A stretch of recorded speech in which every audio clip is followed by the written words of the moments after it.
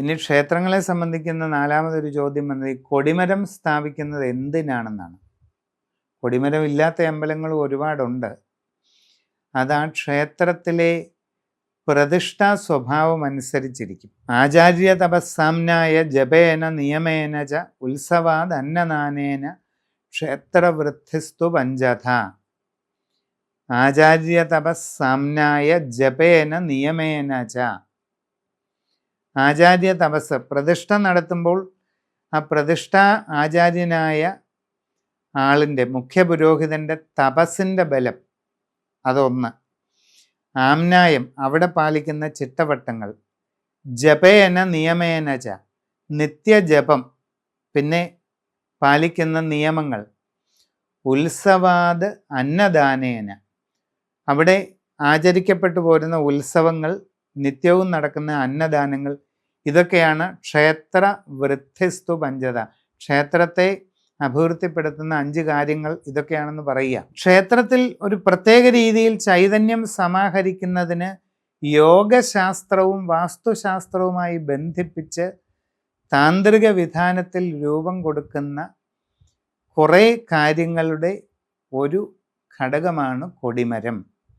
ക്ഷേത്രത്തിൽ കൊടി കയറ്റുക, ഉത്സവത്തിന് മുന്നോടിയായിട്ട് കൊടി കയറ്റുക എന്ന് പറയുന്നത് കുണ്ടലിനി ഉയർന്നു വരുന്നതിൻ്റെ പ്രതീകാത്മകമാണ്.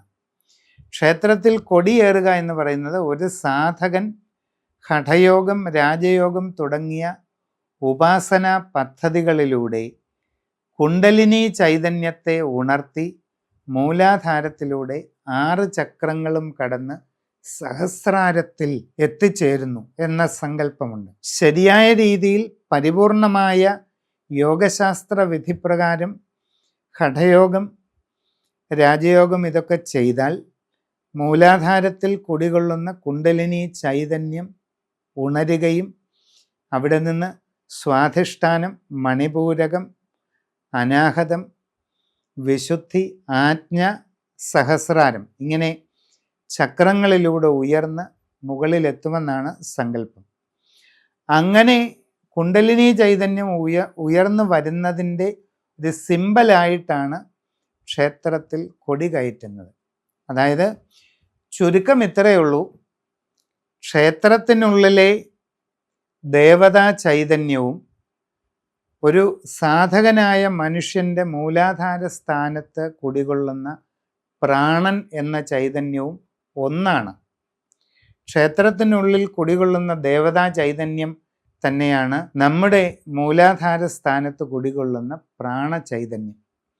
നമ്മൾ സാധാരണ പോലെ ഒരു വെറും സർവ്വസാധാരണ ജീവിതം നയിച്ചാൽ കുണ്ടലിനി ഒരിക്കലും നമ്മൾ അറിയാറ് പോലുമില്ല, എന്നെന്നും ഒരു സാമാന്യ ജീവിതത്തിൻ്റെ ഭാഗമായിട്ട് അവിടെ കിടക്കും. എന്നാൽ യോഗശാസ്ത്ര വിധിപ്രകാരം സാധനകളിലേക്ക് പോകുന്ന ഒരാൾക്ക് സാധാരണ ജീവിതത്തിൽ നിന്നും അയാൾ മാറുകയും കുണ്ടലിനി ചൈതന്യം ഉണർന്ന് അയാൾ ഒരു യോഗിയായി തീരുകയും ചെയ്യുന്നു.